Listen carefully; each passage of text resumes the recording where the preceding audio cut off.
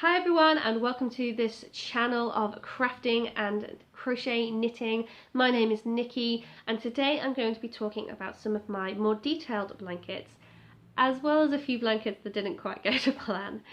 So I'm going to actually start with one of those blankets now. In the last video that I spoke about blankets in, I was looking predominantly at ones that used a granny square pattern. So this is 3 triple stitches and a chain 1. And typically with the granny square project you go round the square. But in this blanket on screen now, you actually run backwards and forwards. It's not that much more difficult than your usual granny square, except there's a few variations when you get to the edges. And I love the colour combination, the purple, green and cream, but as you've probably spotted, there is a bit of a flaw in the dimensions. So I clearly put too many stitches into my starting chain, and then I ran out of yarn partway through, and a blanket that was meant to be slightly more square so that the stripes were horizontal across the body, you now have to turn and end up with vertical stripes instead. Hopefully the recipient doesn't mind, but I personally think I could have done better on that project. So yeah, now that I've got one of my blanket fails out of the way, I'm just gonna talk to you about some basic blankets that I've done actually using knitting instead of crochet. So the first one I'm going to show you is actually the first blanket that I ever made.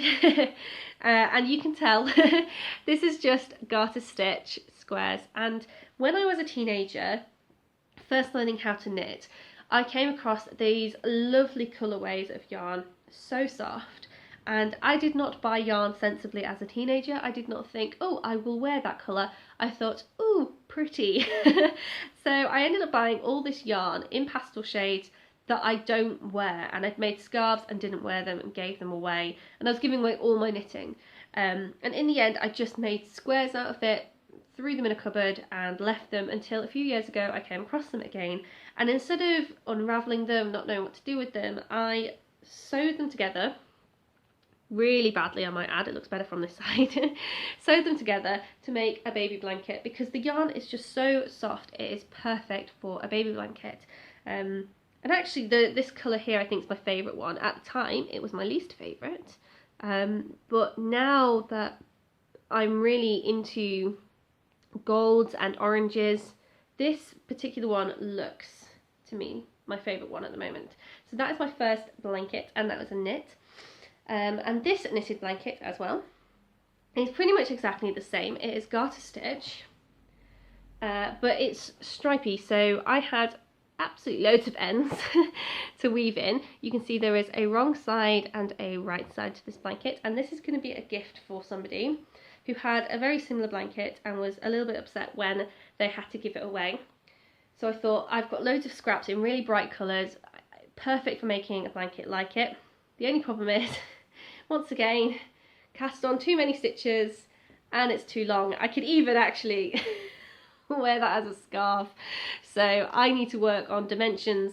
Now one thing I've thought about is potentially folding it up so that it's more square and then adding the border, and that way it would be a better size and it would mean that the wrong sides are not showing, but it would be so thick. This is already quite thick yarn, so doubling it up I just think would be too much. So the other option is to keep it at its a bit ridiculous shape and just put the border in and just commit to it and just be like, yeah, no, that's how I meant to make it. So those are my knitted blankets. Now I'm going to show you a couple that I got a bit more technical over. So on screen now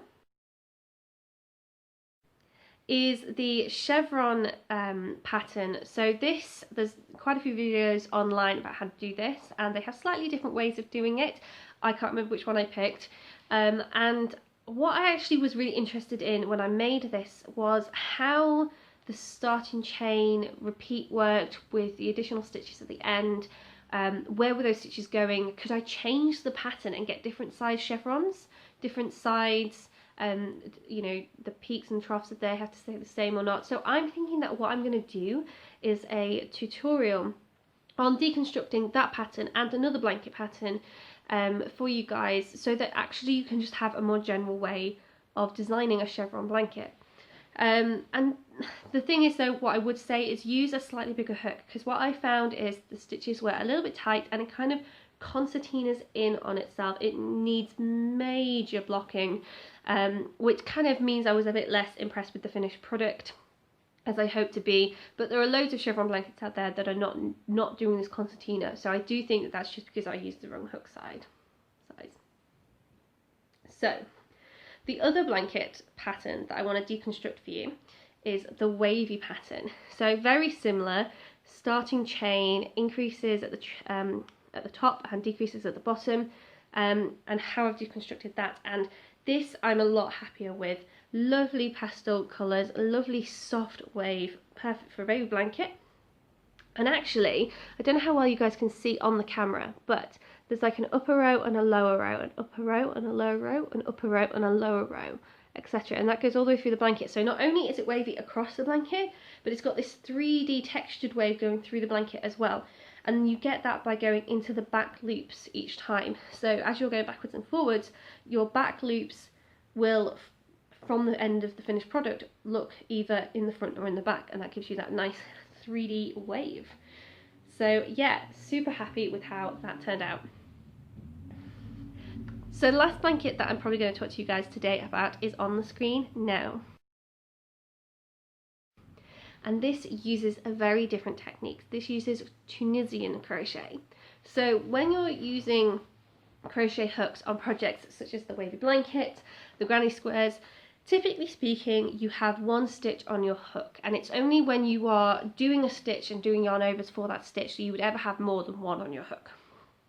Tunisian crochet is slightly different. It's almost like knitting with a crochet hook, and you can get adapters that lengthen your hook, because what you do is you go into a previous stitch, you yarn over and pull it up, but then you don't finish the stitch. You move on to the next one and do the same thing, pulling the yarn up, and so you have all these stitches as long as your work is. So if your work is like 30 stitches long, you'd have 30 yarn overs on your hook.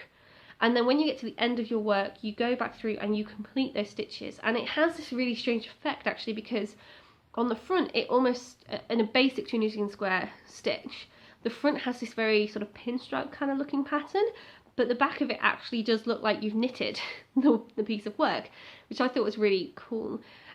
What was not cool was the following, picking up stitches and doing my usual crochet trebles and half trebles and doubles and etc stitches to create the border of each individual square and then having to connect those squares together, because as you might have seen in the picture, some of the final rounds were blue and some of the final rounds were red, and so unlike with some of my previous granny square projects, I couldn't just join with the same colour.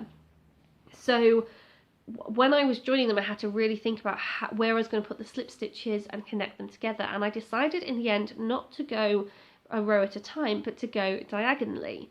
And this meant that the slip stitches seemingly blended more into the blanket and wasn't as noticeable. It didn't stand out. It wasn't like I've clearly done the wrong colour or I've joined in the wrong order because that stands out over there.